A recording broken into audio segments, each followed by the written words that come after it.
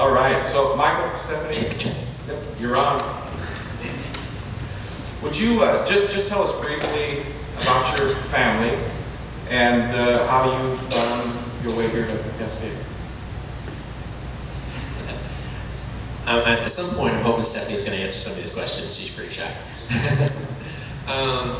Stephanie and I, we've been married for 10 years, and when we first became Christians and gave our life over to Christ, it was probably around 2003, 2004, and someone had asked Stephanie to come to Cascade and work in the child care.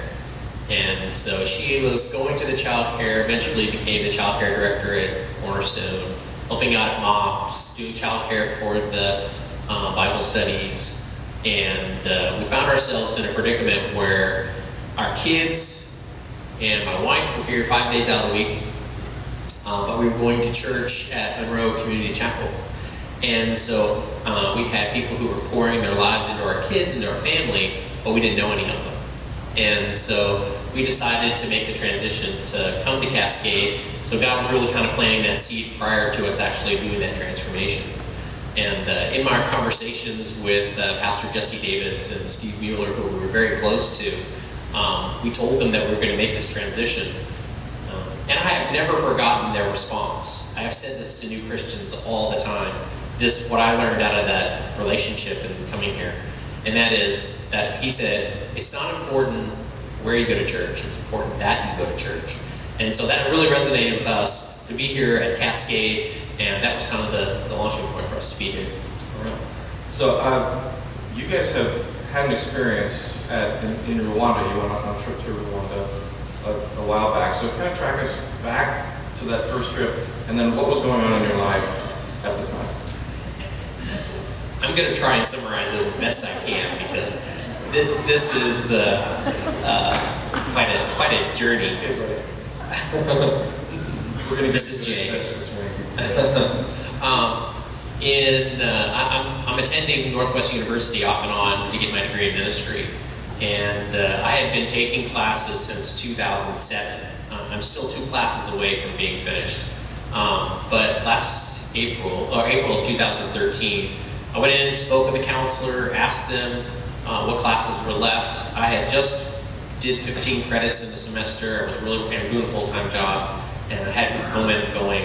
And the counselor told me, he said, Mike, you're going to have to take the whole summer off. There isn't any classes that you haven't already taken. And I was bummed because I had this momentum.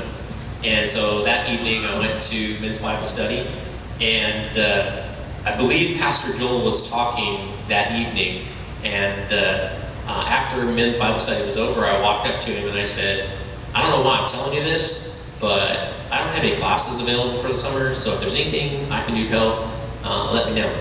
And he threw his arm over me and he said, Mike, you're going to Rwanda.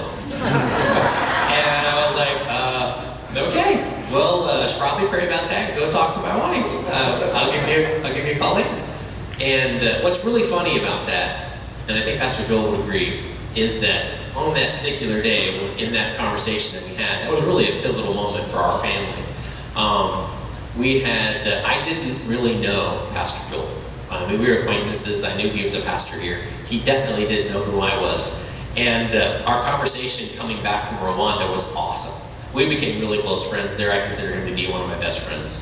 And he told me, hey dude, I didn't know you from a hill of beans. That was really, God working there and stuff. So, but now God has taken that relationship and really turned it into something really, really special. So, what did you see God doing in Rwanda first, and then second, what are you doing now, and how did that transition occur? Okay, so in January of this year, actually, let's take a step back. When I went to Rwanda with Pastor Joel the first time, I met 2 missionaries, Chad Penick and Jonathan Norton. And they asked me when we were at the pastor training, what is it you do for a living? And I said, I test websites. And they said, what do you need to do that? And I said, well, just get me in front of a computer with some internet. And that's about all I need. He said, well, can you teach it? And I said, well, yeah, sure, I suppose. And so then I get home, he puts people in a room in front of a computer and Skypes me and said, okay, here they are. And I'm like, oh, hi, hey, it's nice to meet you. All of a sudden I had 6, 7 college students. This was in July, and I was teaching them every day for a couple of hours. Now mind you, we're on a 10-hour time difference, so I would have to get up at 4 or 5 in the morning. I am not a fan of the time change because that means I got to get up an hour early when it happens. I think that's happening soon. But that led to my boss asking me to take on these new 5 projects, and I said, hey, I told you that at some point we're going to have to hire more people. He said, we don't have a budget for that. And I said, well, what if I got you a whole team of people for what it would cost to hire one person? And he said, well, give me a business plan, let's see what that looks like. So I did. He hires the team, the students that I was teaching in Rwanda. That brings us to this last year. So January comes. I'm supposed to go to Rwanda, be a part of the pastor leader training, and I'm also kicking off this live chat support. We're gonna manage 700 dental offices here in the U.S. The team in Rwanda is, and I'm supposed to go there and teach them this application on how to do that. My boss calls me in the day before I'm supposed to leave. Stephanie's going on this trip. We're going together, and he says, Mike, we're gonna let you go. And in the same breath said, but we're going to keep your team in Rwanda. And I'm like, I leave tomorrow. And he said, yeah, I know. And I'm thinking, all right, he did the math. I would have done the same thing if I were in his shoes. I was planning on stepping out in January, or in June, a couple months, but I wasn't expecting the day before we leave. So me and Stephanie didn't tell anyone that we were going to leave, or that we had I'd lost my job. And so we thought, we're just going to go do the training. Listen. We get to Rwanda, and the 2 guys that the 2 missionaries, took Stephanie and I out to have coffee, and they said, hey, we want to sit down with you and talk to you. We don't think you're taking this thing serious, teaching the students. And I'm thinking, man, I get up every morning, Friday, Monday through Friday. What's not to take serious? He said, no, you don't understand. I want you to quit your job. I want you to do this full time. And I start laughing. I look at Steph and I say, well, you're in luck. I just lost my job. We haven't really told anybody. And immediately he pulls out PowerPoint presentations, Excel spreadsheets for our budget, what our life is going to look like. And I'm like, okay, all right. So I guess this is what we're supposed to do. Get home at the end of January. And a friend of ours, a mutual friend of ours, came to our house and says, please tell me all about Rwanda. And we told her. And again, we still haven't told anyone that we were not employed. And she said, well, I just feel God put this in my heart, so I want to come to your house and tell you this. I want to do fundraising for the 2 of you for a year. We're like, what? Let me tell you, I just lost my job. We're supposed to do this ministry thing full time. And this is definitely God's hand in this. On February 14th, we received our last paychecks. Go to work Monday through Friday, received our last checks. And since then, I totally understand what Luke 11 means, to wait on the Lord, receive your daily bread. Daily. It doesn't say, hey Lord, hook me up for a month.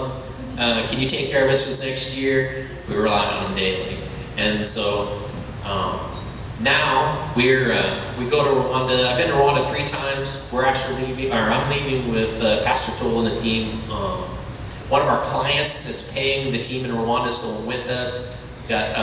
We're doing technology, and we're also doing the pastor leader training. So that's kind of where we are today. What I love about you guys' story is accident, right? I mean, God was at work, you didn't see it. You end up with it, you don't know, right? Anything about Rwanda. And then God, now through a series of events, I think He's taken over. I like it. Through a series of events, God has, your whole life has been reoriented because you saw what He was doing there, and you heard His voice, you received that as an invitation. And who knew that God speaks through Pastor Joel like that?